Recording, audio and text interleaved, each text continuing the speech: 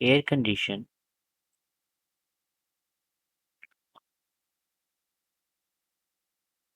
demand equals to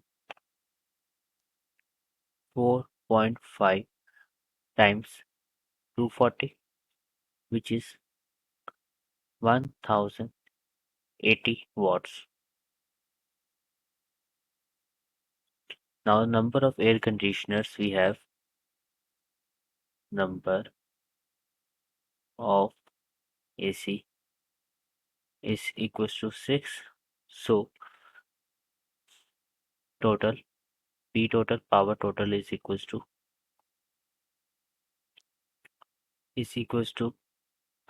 6 times 1080, that is 6480